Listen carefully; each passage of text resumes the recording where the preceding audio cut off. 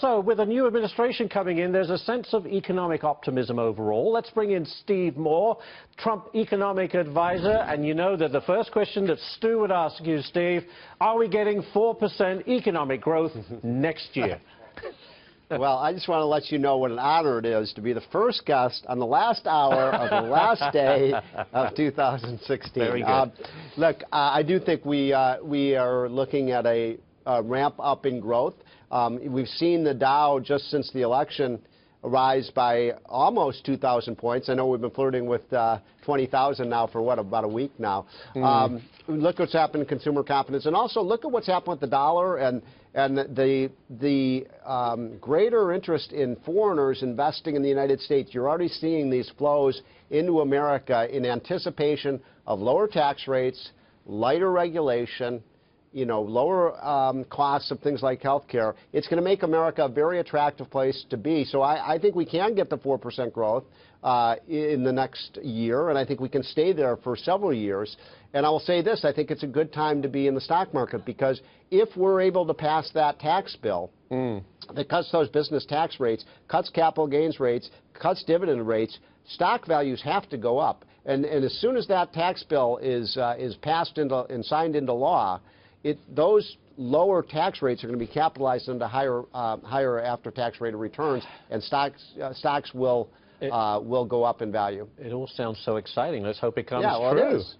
Steve, next one for you. President-elect Trump taking credit for bringing jobs back to the United States. The latest in that was Sprint pledging 5,000 new jobs. Trump's taking credit for these new jobs. Is that appropriate, or were these already in the plan? I don't know the specifics of that particular case. I know there's a dispute on both sides, and I don't have the insider information.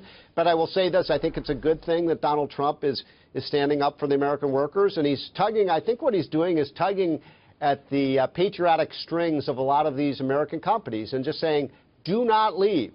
Do not leave now, A, because you want to be in America. This is your home country. But B, this is a great time to be in America with good things coming. So I think it's perfectly appropriate, especially the fact that he's not a president yet. He hasn't been inaugurated. He's sending a message to businesses and to workers, I got your back. Taxes. I wanted to talk to you, Steve, about that. There are reports that say under the Trump tax plan, some wealthier Americans will pay more in taxes, and I say, what? That's true. True? Who? Well, that is, well, if you're someone who takes huge amounts of deductions and loopholes and credits, somebody like Elon Musk comes to mind, who has made a living off of federal tax largesse. You're probably going to pay more taxes because you're going to lose a lot of those benefits. This is exactly what Reagan did in '86, where he basically said, we're going to lower your tax rates, but you're going to lose a lot of the loopholes. So if you're someone who takes a lot of loopholes, guess what? You're probably a loser. But it's a much more efficient tax system, and it's the way to do it. And of course, I would be remiss if I didn't ask you. I see you're kind of you're sweating there. I mean, do you take a lot of deductions? Not anywhere near the type of tax bracket we're talking about, Steve. But, but talking of which, Stuart Varney, I'm sure he would want to know. There's a guy who's in the top tax bracket. Yeah.